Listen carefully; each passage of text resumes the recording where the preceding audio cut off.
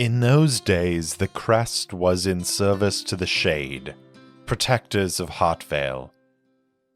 As soldiers of the crest, we have been called by many names: mercenary, sellsword, bandit, killer.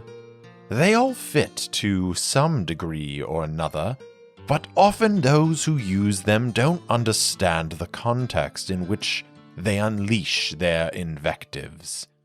We are not like the common bandits you find on the roads. No, those are oft desperate and broken people, trying to survive by blade and by intimidation. We of the crest are heirs to a grander tradition, a tradition that dates back to before the shrouding of Aelfheim, when those who carried these banners marched out in Kiest's name to bring order to places beset by chaos, and chaos to places confined by order. Though our goddess patron is dead, and the faith that fueled this company has waned in her absence, we still fulfill that first contract that was laid upon us, to walk the balanced knife's edge of this world, bringing order or sowing chaos as needed. And if we make a little coin while we're at it, well, who can complain? Perhaps it is not so difficult to see why some confuse us with the common bandits and thugs that fill this world. But make no mistake, we have something beyond the common bandit. We have the crest.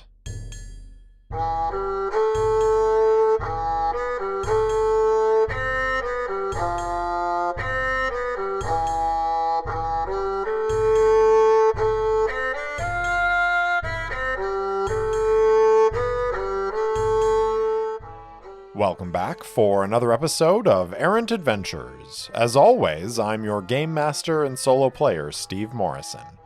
On this week's episode, Benn and the other crest continue their escape from Valewater. Find out what happens on episode 24, Bloodwood.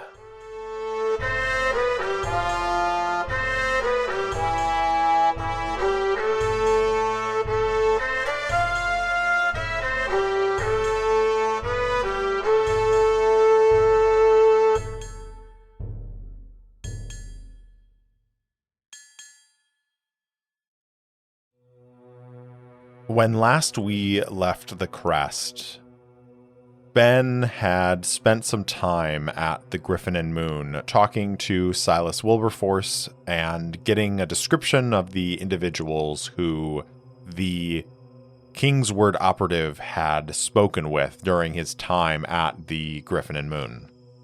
With those descriptions, Benn went to Stilton, the bartender at the Griffin and Moon, and tried to determine if Stilton knew who these people were based on their descriptions. The information that he got from Stilton was basically that one of the descriptions matched a man who comes into town from Heartvale on a semi-regular basis, usually has a meeting, and then turns around and heads back. He doesn't know the name of that man. The other two, he knew their names. One of them was a merchant who works for House Tukio and is in charge of importing various goods into Valewater and then transporting them to Heartvale. That merchant has an office here in Valewater, which Benn intended to visit the following day. The third description gave the name Gimbal, and Gimbal is a member of the Stone Throwers. And those Stone Throwers, we also discovered, are the same people who ambushed Irongull, Lephalia, and the other crest soldiers who were following the blood trail of the missing Shade. At the end of last episode, Benn and Arid and Orchid were reunited with Irongull, Lephalia, and the surviving member of the ambush. in the Griffin and Moon. And while they were staying there, the stone throwers arrived in Valewater hunting for the survivors of the ambush. Realizing that they were outnumbered and outmatched, they decided to try and slip out of Valewater and try to gain some space from the stone throwers in order to figure out their next moves.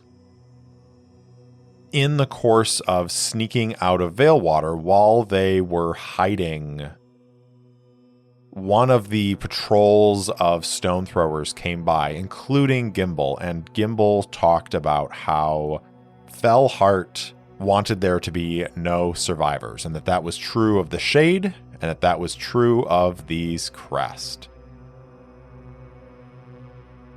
So as Benn and the rest of the Crest are crouched in their hiding spot behind some crates outside of a warehouse close to the dock of Valewater, as Gimbal and the other stone throwers walk by and they overhear these things, I think the first step is, does anybody in the Crest know who Fellheart is? So I'm going to roll a percentile dice on the fate chart. Our chaos factor, we are still in the same scene, so it is 7, as we are trying to avoid the stone thrower attack. So I think it is likely that somebody in the Crest, probably Iron Gull, but maybe Benn, knows who Fellheart is. So likely chaos factor of 7. 44, which is a yes. Yes, they know. So I think Benn and Iron Gull share a look. And Iron Gull says, Fellheart. Benn nods and says, the leader of the Royal Dispatch Company. Well, this is not good. Now, they know who ordered these stone throwers to track down and kill the Shade, and by extension kill them as well, but they're not out of here yet. Now, I think last episode, Benn successfully managed to make his roll to sneak through the town, so I think they're going to get away. But before we do that, I just realized that I rolled a 44, which is a match on the percentile dice, which means we get a random event. So this could explain how Benn and the others get out, or it could be something entirely different. So we're going to determine the event focus. I'm going to roll percentile dice on the event focus table. 2, remote event. Okay, so this is going to take place away from this scene that we're seeing here. Now we need to determine the meaning. We're going to roll action and subject. Our action is 51, overindulge, and our subject is 6, overindulge reality, or an overindulgence of reality. So once again, we see the city of Davenar. It is a city much like Heartvale, and yet so very different. Where Heartvale was founded in a relatively safe and secure location, Davenar was not. There are open plains that lead towards the city walls, and because of that, there are battlements and signs of great war machines that guard the city. Davenar is, yes, a place of trade, but it is more warlike than Heartvale. It had to be in order to survive the time after the shrouding of Aelfheim when it was founded. We see this city, and Night is beginning to fall as these long rays of sunlight are casting down upon the cobble streets of Davenar. And once again, we see that temple devoted to a god who rules the changing of the seasons. And as we see this temple, I think there is a noticeable change in that structure. It seems, even in the dying of the light, dark and foreboding. There are not worshippers coming and going in the same way. No, it is a quiet temple. Even in the midst of the busy streets of Davenar, we can see people passing by, and even if they don't know why, they are averting their gaze from the temple entrance. Just inside that entrance, Destrian Vidala stands with his arms crossed, looking out at the people passing by. He, satisfied that no one is paying them any mind, turns and walks back into the sanctuary of this temple. They've been here a week now. All of the priests of this god have been turned to their will. Vargosh is a god of chaos and decay. And it is so interesting to see how the mind flails in the face of chaos and decay. One of those priests, the one that they first spoke with, is standing in front of the altar and is praying, but not to his god.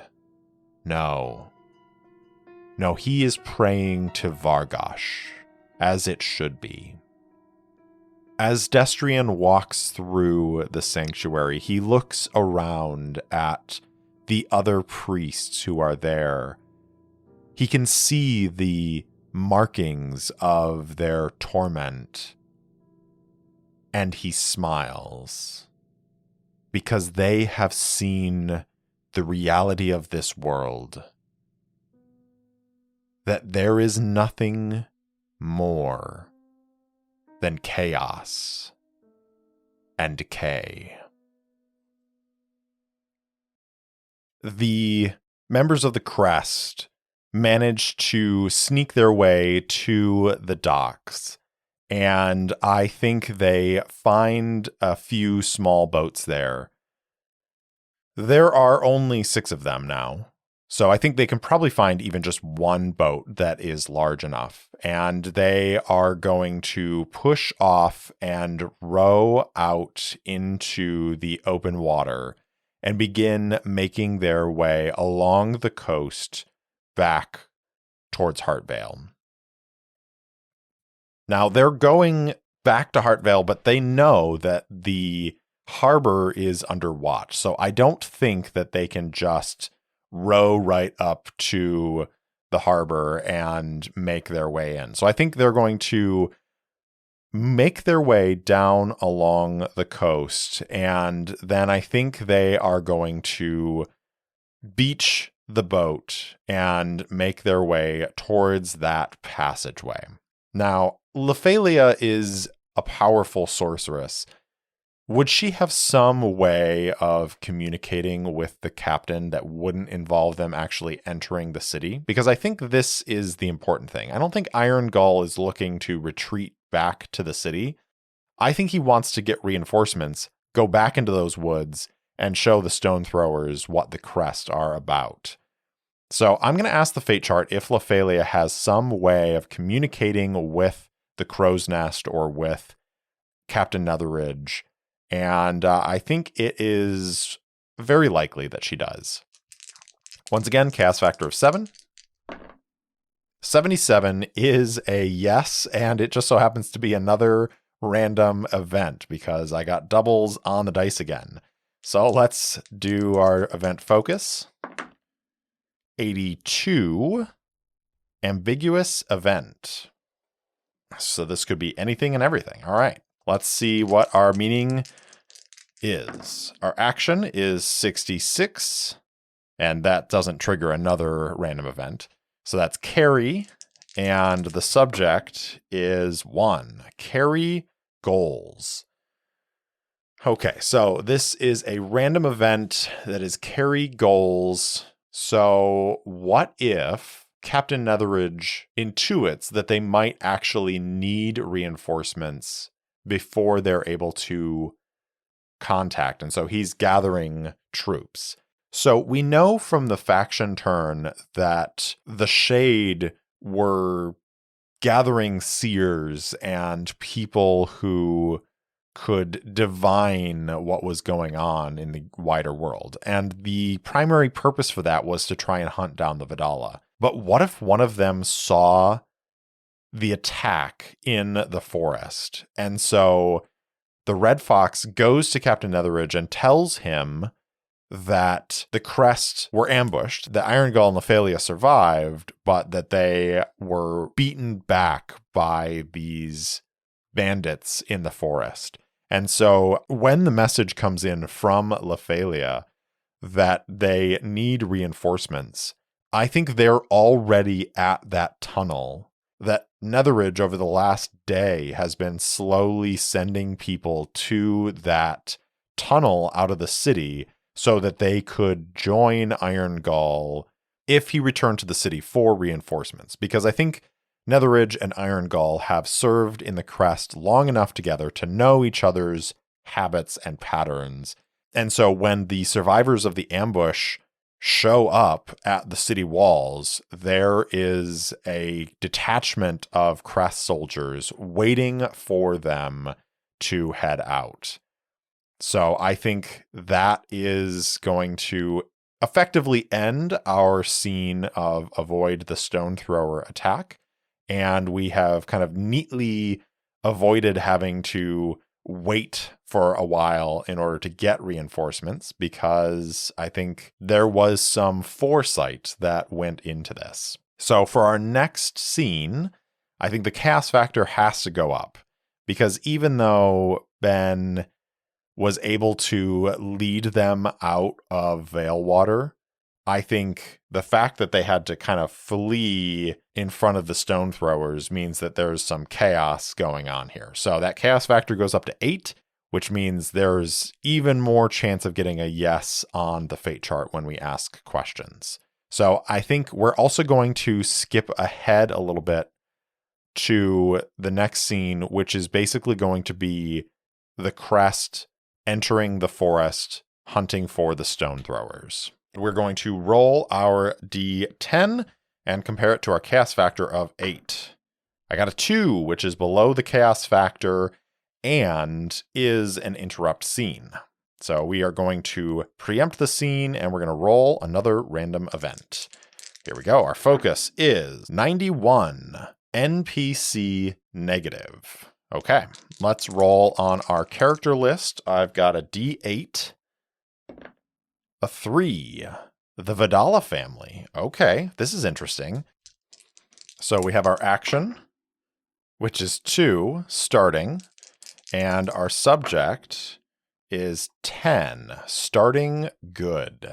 And this is negative for the Vidala family. So I think we just see a quick scene of that same vision that we had before of the temple and people passing by, averting their gaze. And I think we see now that there is a second story window across the way from where this temple is located. And there is someone sitting inside that room looking out the window. And we don't get a look at their face, but they are holding a shade coin and flipping it up in the air and catching it as they watch the outside of the temple. So that was our interrupt scene, and now we can return to the crest as they are making their way into the forest. So I think it's late afternoon on the following day as Iron Gull and the other crest, I think, took a few hours rest after they got away from the city with the reinforcements. And I think this is a group of an additional 20 crest now, in addition to the 6 that went out and survived the ambush. And so they are reaching the edge of this forest by late afternoon, early evening, and they start to make their way into the forest.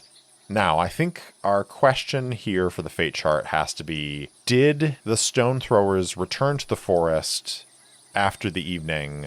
And if so, are there still scouts and whatnot here in the forest that would clue in on the crest arriving? I think it is likely. So again, our chaos factor is 8, which means there's a pretty good chance that this is going to be a yes. 71 is a yes. So yes, the stone throwers returned to the forest, and there are potentially scouts who are out in the forest that might be alerted to the presence of the crest. So, are the crest able to pick up the blood trail again and continue tracking it? I think it is a sure thing. 14 is an exceptional yes because of the sure thing. So they pick right back up on the trail where they were headed, but this time they are moving in force. And I think our next question for the fate chart is, do the scouts see them coming? Or maybe the better question would be, do the crest catch the scouts unawares? Because I think now that there are enough crest, there are definitely some who are being sent ahead to range and scout for the larger group. So with that in mind, do the crest scouts catch the stone thrower scouts unawares? And I'm going to say it's very unlikely because I think the stone throwers are used to this forest. However, I think the crest are just generally probably better scouts because they have a little bit more experience and a little bit more training. So I'm going to say it's very unlikely. Cast rank of 8. 59 is a yes, actually. So they are able to take the stone thrower scouts unawares. So what does this look like? I think Benn is one of the scouts who is ranging up ahead. He's quiet. He can move cautiously and carefully. I think that they've brought a crossbow for him, and he is carrying that. They are moving quietly through the forest, and he stops and is peering through the woods as he hears something strange up ahead. And I think he sees a stone thrower scout who is perched up in a tree and is maybe like whittling a small piece of wood with a knife, and every once in a while looking out across the forest. I think Benn is going to take a deep breath and he is going to line up a shot. And I think he is going to use his ability, Their Eyes Never Open. Now, this is once per session. When you attempt to silently abduct or kill an NPC who is reasonably within your ability to reach, roll plus steady. On a 10 plus, choose 2. On a 7 to 9, choose 1. Okay, Benn, let's see what you've got. So he brings up the crossbow. He looks down the sights, and he is an accomplished crossbowman. So he's making adjustments for the wind and for the change in elevation between him and this individual up in this tree. And he slowly lets out a breath, and he pulls the release on the crossbow. And his steady is 2. I'm rolling 2d6 plus that 2. We've got an 8 on the dice, plus 2 is a 10. So on a 10 plus, I get to choose 2. It is clean and quiet. No one sees or hears a thing. It goes exactly as planned. Your target is killed, abducted exactly as you want. You didn't leave anything behind, or you leave behind a calling card. So I think it is going to be clean and quiet. It literally, the bolt passes right through the scout's throat. He kind of gurgles for a second, and I think he just actually falls against the tree. So he doesn't even fall out of the tree or anything like that. And I think it has to be he's going to leave behind a calling card. He's going to leave behind that bolt in the neck of this scout, and there's now blood dripping down from the tree. And Benn puts a new bolt in his crossbow, draws it up with a concerted effort, and then continues ranging forward. So that, I think, is going to be the end of this scene, and I'm actually going to take the cast factor back down to 7 because I think the Crest were in good control during that scene. The next scene setup is going to be find the stone thrower encampment. I'm going to roll my d10 against my cast factor of 7, and we're going to see how this goes. A 9, which is above the cast factor, so it plays out as expected. I think it's a couple hours in the forest before they reach the stone thrower encampment. And because of that, I think it's now dark. And they are making their way through the forest. They have eliminated the scouts that were between them and this encampment. And I think we need to figure out what this encampment is like. So I'm going to go to Maze Rats, and I'm going to go to the Wild table. What kind of landmarks are near this encampment? So I'm going to roll on the Wilderness Landmarks. Got a 5 and a 1, which is a pond. So there is this pond that Benn comes across as he is ranging ahead. And it's, I think, still. And there's a layer of green muck over this pond. And he takes a moment to pause and look at it and look around to make sure that there aren't any sort of traps or anything that might interfere with their progressing forward. Now, what is the encampment? So I'm going to roll on wilderness structures. 4 and a 2, a lumber camp. Makes sense. We're in a forest. So they are continuing to creep forward, and I think they find evidence of trees being chopped down and dragged forward, and they are slowly making their way forward. Benn stops when he sees firelight in the distance. There's an open clearing in the middle of this forest, and there are signs of a lumber camp. There's a mill, and there are stacks of logs that have been cut, and he is simply looking ahead, observing as the stone thrower guards are patrolling the perimeter. Now, I'm going to ask the fate chart this because I think it's a good question. Are the stone throwers on alert? I think it's almost impossible. I feel like they're pretty confident in their encampment deep in the forest. So I think they have a couple guards who are watching, but I don't think that they are necessarily on high alert. So are the stone throwers on alert? Chaos rank of 7. Impossible. 55 is, as expected, a no. No, they are not on high alert. So there are only a couple of guards who are patrolling the perimeter of this encampment. And I think Benn is going to pull back and return to the main group of the crest and is going to inform Iron Gull and the lieutenant of what he saw.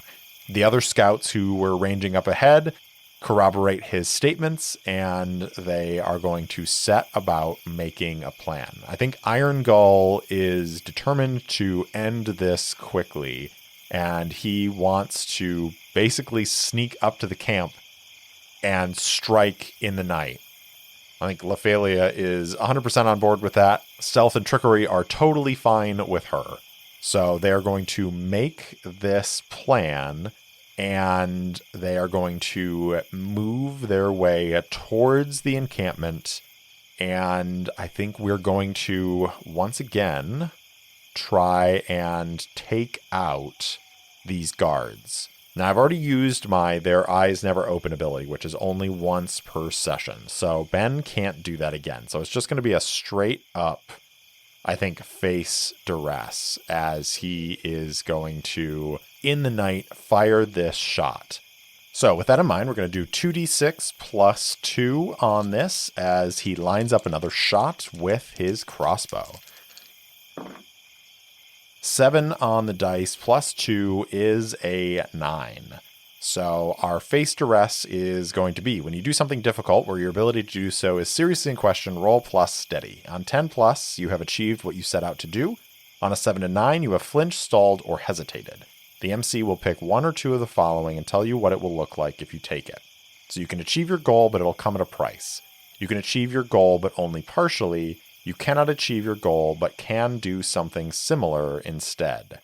So the goal here is to kill the guard, and I think he's going to be able to achieve that, but the price is that the guard is going to be able to call out before he dies. Maybe it's not even a call out, but maybe one of the stone throwers is up relieving himself in the night and hears a thwomp and a gurgle and has enough presence of mind to call out and start to wake the others. So I think because the stone throwers are these quasi bandits who are camped out in the woods, while they may not be on high alert, they're probably pretty quick to respond when there is a call.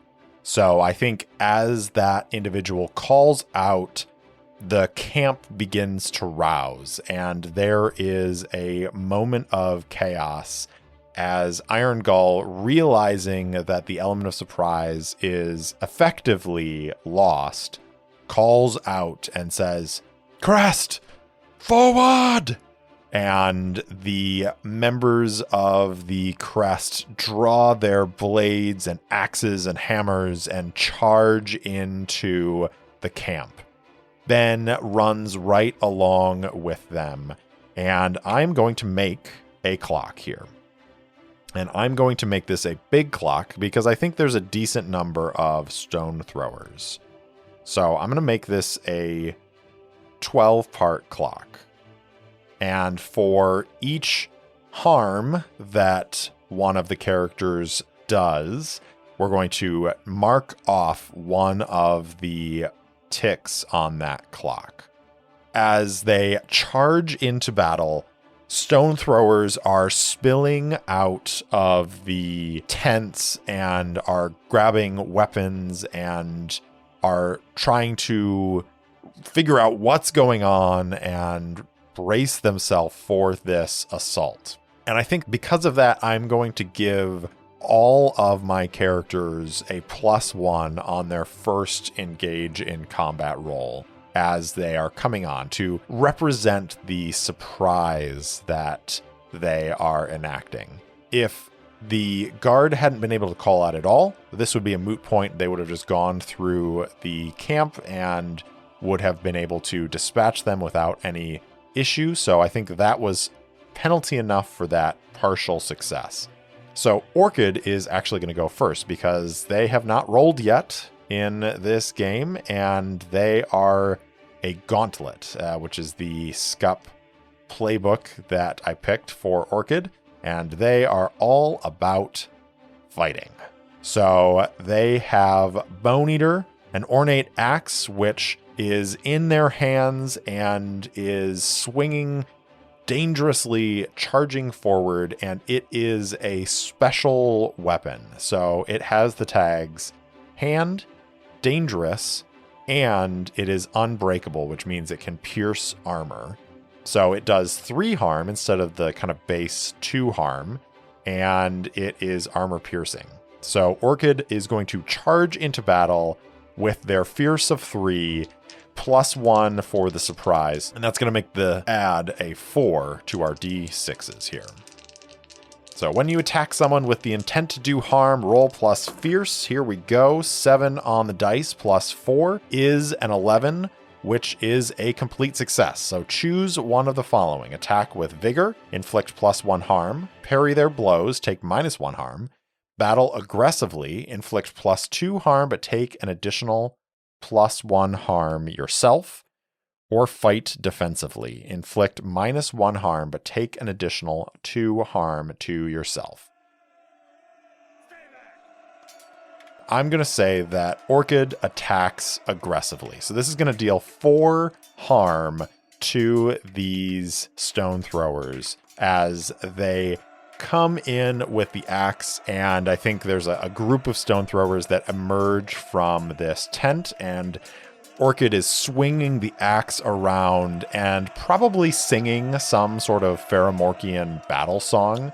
Because Orchid also got 10 plus, I get to pick one of the following. You stymie your opponent, you are impressive or dominant, you achieve a goal. I think it's definitely just impressive and dominant. So Orchid has gained the attention and respect of those present. That is both the stone throwers and the crest. And I think I'm going to ask the fate chart real quick if they have any armor on. I think it is basically impossible that they are wearing armor. So our cast rank is 7. Here we go. 70 is a no. No, they are not wearing armor. So that is going to do 4 ticks on the clock.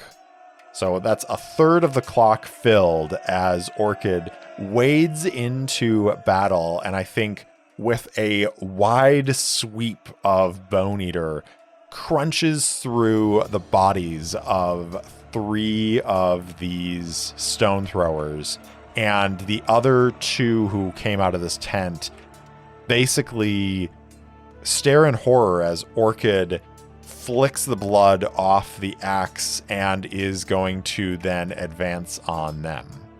While that's going on, I think Arid is standing back next to Lephalia and is going to also engage in some combat here. So we are going to roll plus Arcane for Arid because he is doing Arcane Malice, and it is going to be +2 on this, +1 because of the surprise. That is 7 on the dice, +3 is a 10. So on a 10, that is a complete success. Before we deal with the complete success for engage in combat, we are going to have to pick some things from this list for our magic. So the base harm is 1, and then I get to pick 2 from the following list. I can take +1 harm. It can be inconspicuous. It can have an incredible range. It can harm from within and pierce their armor, or it can shake their nerves. I think I am going to do the +1 harm, of course. So that is going to be 2 harm on this. And then I think it's going to be a far range. So I think that is going to keep Arid away from danger. And then I also have to pick 1 from the following list. Attack is violent, add the messy tag. Attack is short range, which I can't take that. Your attack is conspicuous, add the loud tag. Your attack takes a lot out of you. You take harm each time you use it. So I think it is conspicuous. It's definitely loud and flashy. And with a 10 plus, I can attack with vigor, inflict +1 harm, parry their blows, take -1 harm, battle aggressively, fight defensively. I think because he is far away, it's going to be fighting defensively, because he's basically staying on the back end of the attacking force and throwing magic into this arena. So as fire races through the combat, multiple of these stone throwers are caught in the blast and are screaming in pain and horror as fire is filling this lumber camp. Now, because I also got a 10+, I get to pick one of the following. You stymie your opponent, you are impressive or dominant, you achieve a goal. So I think this time it's going to be that some of the stone throwers are trying to flee, and he lights the path in front of them on fire where they were headed, and they are forced to turn back towards the fighting.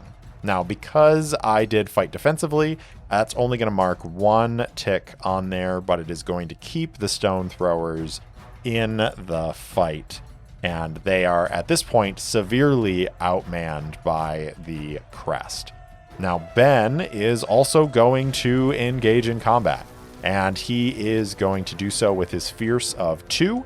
So here we go. Now, he still has a couple harm on him, so this could turn around poorly for Benn, as it often does. 6 on the dice plus 2 is an 8. So on 8, with engage in combat, I can choose one of the following. Attack with vigor, parry their blows, battle aggressively, or fight defensively. I think he's going to parry their blows.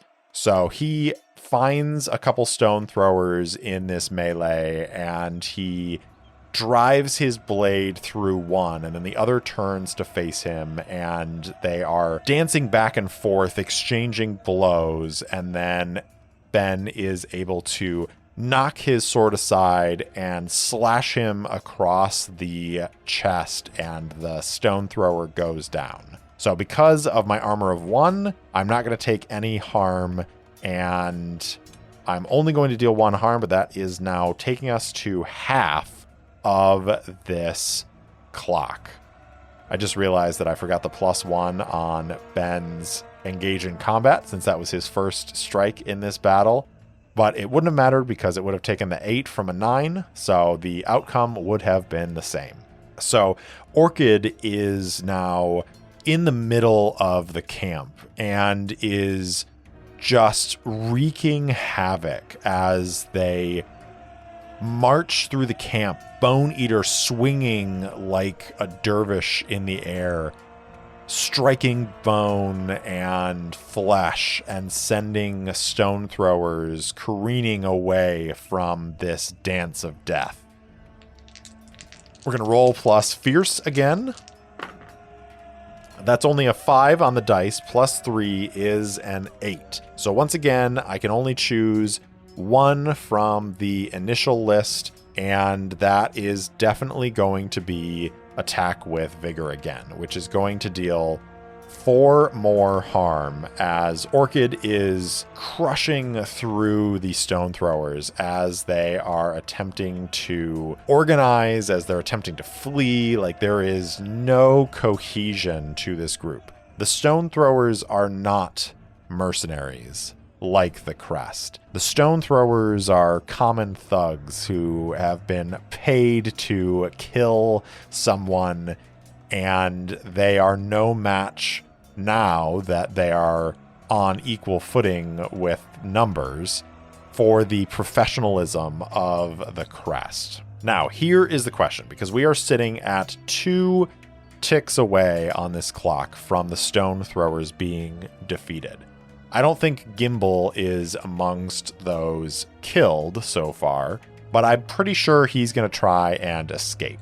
So I think it is basically a near sure thing that he's going to try and escape. So this is going to be a roll on the fate chart, chaos rank of 7, and 42 is a yes. Yes, he is going to try and escape. Now, does anybody see him trying to escape And I am going to, I think, leave that up to fate, as it were. And we're going to roll on the fate chart. And I think it is 50-50. It's a little chaotic right now, but I think Benn and Iron Gull and the others are looking for this person because they figured that he's the one they want to talk to about Felheart and what's going on with the Shade and all of this stuff. So they are specifically looking for him. So I'm going to say it's 50-50 if they see him in this chaotic melee.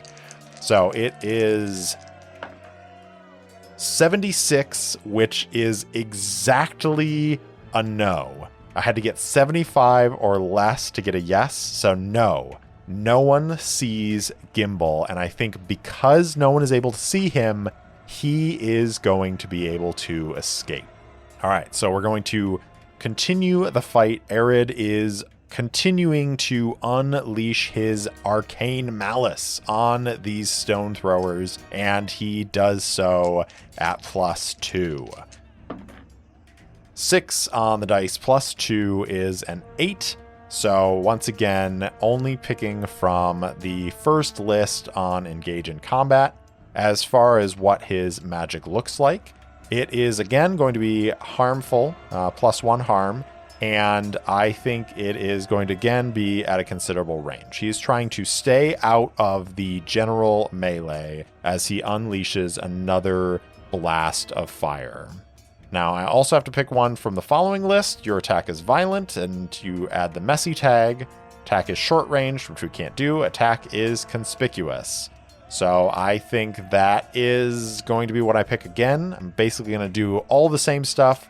I think it's conspicuous because I think before he goes, Gimbal sees this mage just throwing fire around, and it is a pretty impressive display. And remember, Arid had a pretty impressive display at the Defara estate as well. So people are starting to notice that the Crest have not just one very powerful mage, but perhaps 2 powerful mages. So that is going to be 2 harm total from Arid.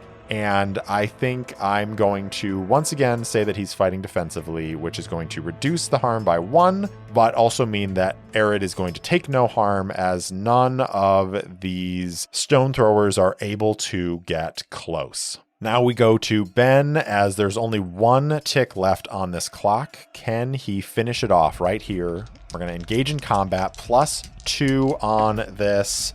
5 on the dice, +2 is a 7. So barely squeaks it in there for that partial success. And once again, I'm going to go with parry their blows to take -1 harm. That is going to reduce the amount of harm coming in at Benn to 0 with his armor of 1. And he is going to strike the last blow, and the Crest are victorious over the stone throwers. After a few moments of chaos and fire and blood, the camp begins to fall quiet as the only thing remaining are the heavy breathing of the Crest soldiers and the groans of the stone throwers who are clinging to the last vestiges of life.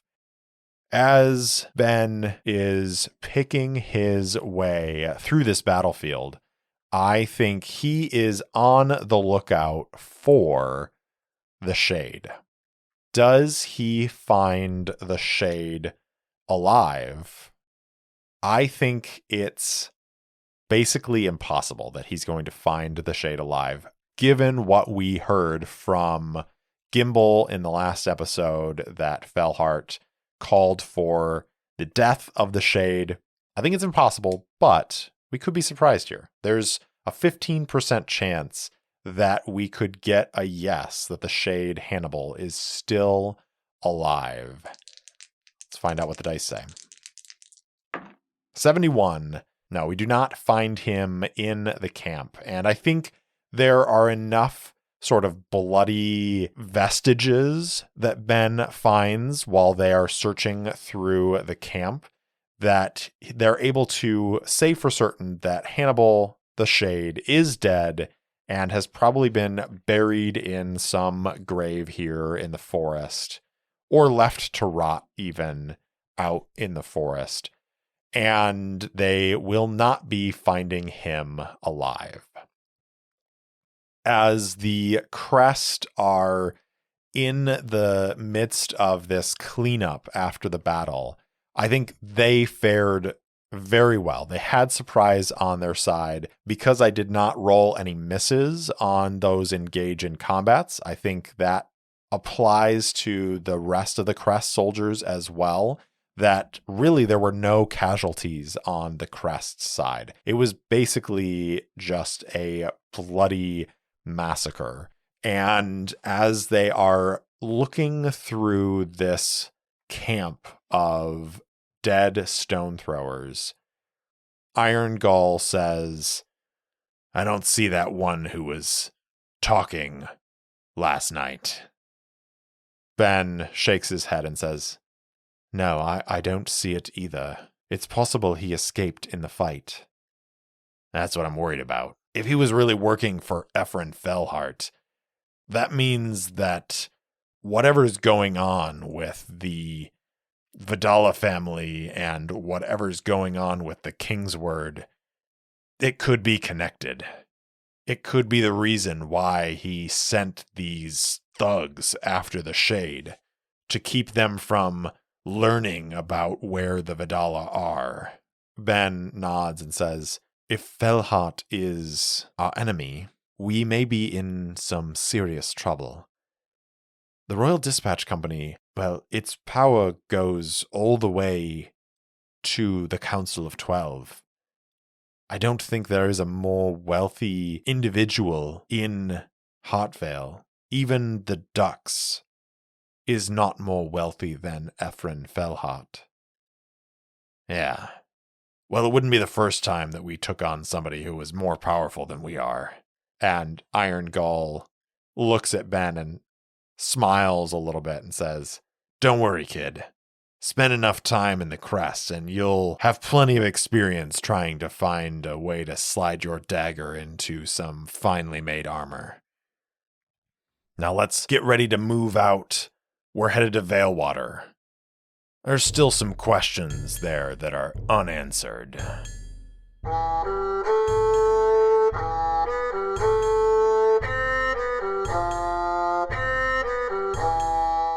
Thanks for listening to Errant Adventures, and thanks so much to Syrinscape for the lovely ambient sounds and music throughout the episode. If you enjoyed the show, please tell anyone and everyone in your life about it. And if you haven't already, please rate and review the show on your favorite podcast app. It really does help others find me.